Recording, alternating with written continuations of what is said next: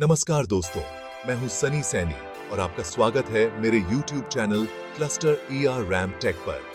आज हम बात करेंगे डीएनए की संरचना की खोज के बारे में, जो जेम्स वॉटसन और फ्रांसिस क्रिक की कड़ी मेहनत का परिणाम था। आइए जानते हैं कैसे उन्होंने डीएनए के डबल हेलिक्स की संरचना को समझा। एक पीढ़ी से दूसरी पीढ़ी तक ये गुण कैसे जाते हैं? क्या ये सिर्फ संयोग है या इसके पीछे कोई गहरा विज्ञान है? इसका जवाब हमारे शरीर की कोशिकाओं के अंदर छुपा है, एक अणु में जिसे डिओक्सीराइबोन्यूक्लिक एसिड यानी डीएनए कहते हैं। ये खूबसूरत घुमावदार सीढ़ीनुमा संरचना सभी जीवित प्राणियों को बनाने और बनाए रखने के लिए निर्देश देती है। डीएनए है जिंदगी का नक्शा। ये नक्शा बताता है कि हमारे शरीर के हर हिस्से को कैसे काम करना है।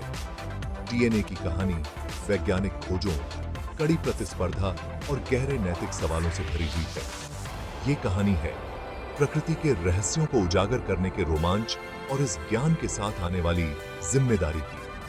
हमारा सफर शुरू होता है दो महत्वाकांक्षी वैज्ञानिकों जेम्स वॉटसन और फ्रांसिस क्रिक के साथ, जिन्होंने डीएनए के रहस्यों को उजागर करने का सपना देखा था।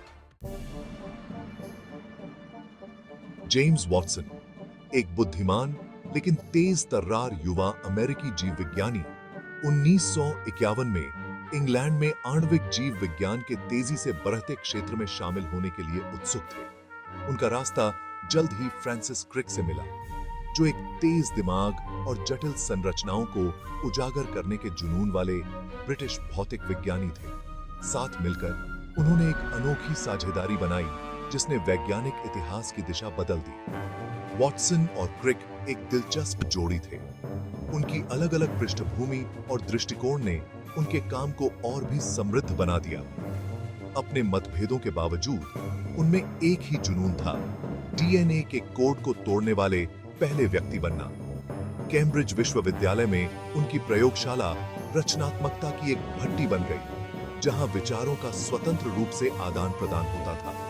उन्हें कम ही पता था कि उनकी खोज उन्हें न केवल वैज्ञानिक गौरव की ओर ले जाएगी, बल्कि एक ऐसे विवाद के केंद्र में भी ले जाएगी। डीएनए की खोज का कोई भी वर्णन रोज़लिंड फ्रैंकलिन की महत्वपूर्ण भूमिका को स्वीकार किए बिना अधूरा होगा।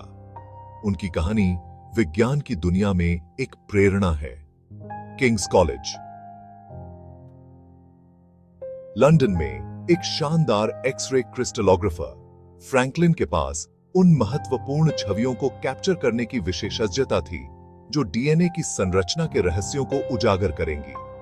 फ्रैंकलिन की सबसे प्रसिद्ध छवि, जिसे फोटो 51 के रूप में जाना जाता है,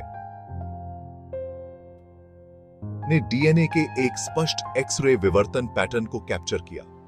यह छवि फ्रैंकलिन की जानकारी या सहमति के बिना वॉटसन और क्रिक को दिखाई गई, ने उन्हें डीएनए की पेचदार संरचना के बारे में आवश्यक सुराग प्रदान किए। दुख की बात है कि डीएनए की संरचना की खोज में फ्रैंकलिन के योगदान को उनके जीवन काल में पूरी तरह से मान्यता नहीं मिली।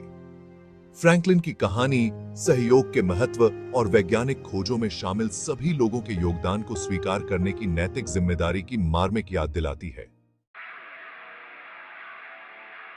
डीएनए की संरचना की खोज एक अत्यधिक प्रतिस्पर्धी प्रयास था, जिसमें दुनिया भर के वैज्ञानिकों की टीमें इस पुरस्कार के लिए होड़ कर रही थीं।